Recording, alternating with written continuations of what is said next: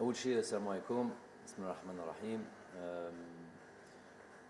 Effectivement, cette date du 29 mars restera à jamais gravée déjà dans nos têtes, que ce soit les acteurs principaux, à savoir les joueurs, tout le staff technique, évidemment tous les supporters et tout le peuple algérien, tous les cas, ceux qui suivent le football et l'équipe nationale. De par déjà l'importance de ce match-là, décisif pour cette qualification mondiale 2022, et évidemment de par ce scénario,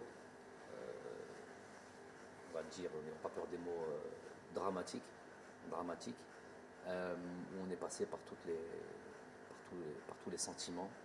Et puis avec ce résultat final, et quand je dis scénario dramatique, je ne parle pas que des dernières secondes du match, je parle de l'ensemble du match, je parle des 2 heures, des 126 minutes qui ont jalonné ce match-là.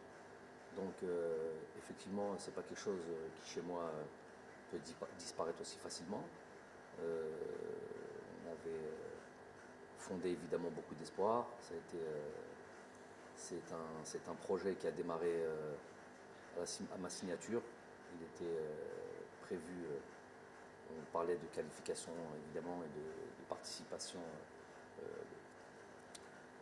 productive et positive aux différentes CAN, et puis cette Coupe du Monde. Donc il n'y avait pas évidemment, comme j'ai pu l'entendre ici et là, de résultats ou des objectifs de résultats dans ce contrat, mais on parlait quand même d'un contrat qui allait porter sur 4 ans et demi, et dans ces 4 ans et demi, il y avait deux compétitions intercontinentales qui étaient deux Coupes d'Afrique, 2019-2021, et cette Coupe du Monde. Donc c'était un objectif pour nous. Évidemment que c'est une grande désillusion, une grande tristesse, et puis d'autres sentiments tels que la colère aussi. Donc on ne peut pas dire que l'on est totalement récupéré de ça et qu'on est déjà passé à autre chose. Ça serait mentir. On est encore dans ce choc-là, puis on ressasse ce match-là. Une personne comme moi qui est totalement investie dans mon travail, où je place mon métier quasiment au centre de ma vie, avec bien sûr la famille. C'est évidemment une lourde chose à porter, et qu'il va falloir justement porter pendant un certain temps.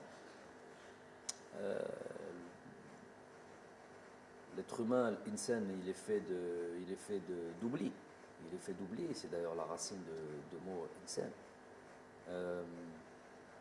Et c'est sûr qu'avec le temps, les choses entreront dans l'ordre, et s'amenuiseront. Le sentiment de tristesse, le sentiment d'avoir raté quelque chose. Mais ça restera toujours gravé en nous, et on le portera tout le temps. Donc ça va un peu mieux, pour répondre plus simplement à la question. Évidemment, chaque jour suffit à sa peine, ça va un peu mieux, mais ça reste quand même assez frais, et les sentiments dont je vous ai parlé au début sont toujours assez vifs.